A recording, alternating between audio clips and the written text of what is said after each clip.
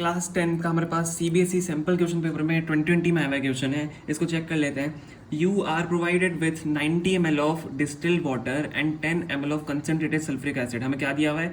90 ml of distilled water हमें दिया हुआ है एंड 10 ml ऑफ हमें कंसनट्रेटेड सल्फ्यूरिक एसिड दिया हुआ है to prepare dilute sulphuric acid. ठीक है, तो हमें क्या करना है? इन दोनों को मिक्स करना है और डाइल्यूट बनाना है उसको।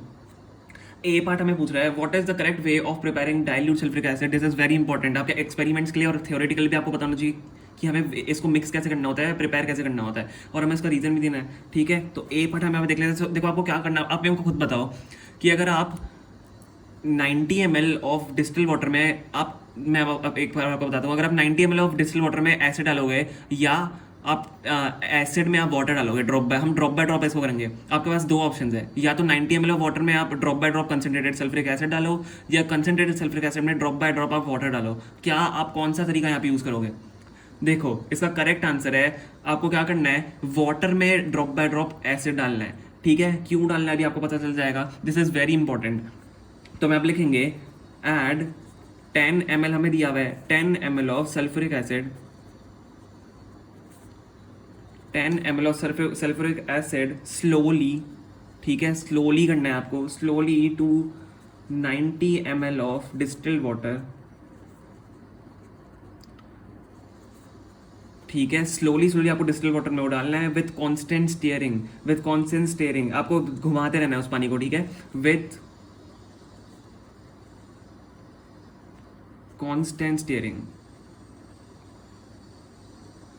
ठीक है, कांस्टेंट स्टर आपको करना है इसको, एंड उसको कांस्टेंट स्टर करते करते आपको क्या डालना है? सल्फ्यूरिक एसिड डालना है आपको, drop by drop slowly to 90 ml of distilled water. ये आपका इसका आंसर हो गया। अब हमें रीजन देना है इसका। रीजन क्या है? डाइल्यूशन जो आप करते हो ना, डाइल्यूशन ऑफ एसिड जो आप करते हो, dilution of acid is a highly exothermic process, मतलब हीट बहुत ज़्यादा निकलती है। Dilution of acid is a highly exothermic process. ठीक है, तो आप क्या करोगे? अगर आपने वाटर डाल दिया, मैं वहाँ लिखेंगे if you add water to the concentrated sulphuric acid. यहाँ पे क्या होता है? बहुत ज़्यादा हीट जनरेट होती है, एंड वो क्या बोलते हैं, उसमें आपका स्प्लैश हो सकता है, जो मिक्सचर है ना वो स्प्लैश हो सकता है, मतलब उछल सकता है पानी आपका, और एसिड आपके बर्न्स कर सकता है, और ग्लास कंटेनर वो आपका टूट भी सकता है। तो हम यही यहाँ पे लिखेंगे, अगर आपने वाटर सल्फ्यूरिक एसिड डाल दिया तो आपका ये होगा। ठीक है, तो हम आप लिखेंगे if water is added to concentrated sulfuric acid। तो आपका यहाँ पे क्या होता है? मैंने जो आपको बताया था, हीट जनरेट होती है। हीट जनरेटेड कॉजेज, जो हीट जनरेटेड होती है वो क्या करती है? The mixture to splash, causes the mixture to splash.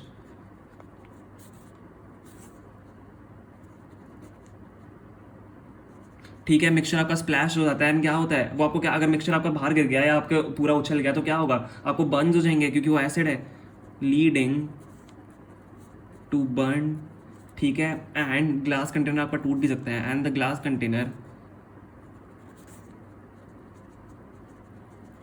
Container can break.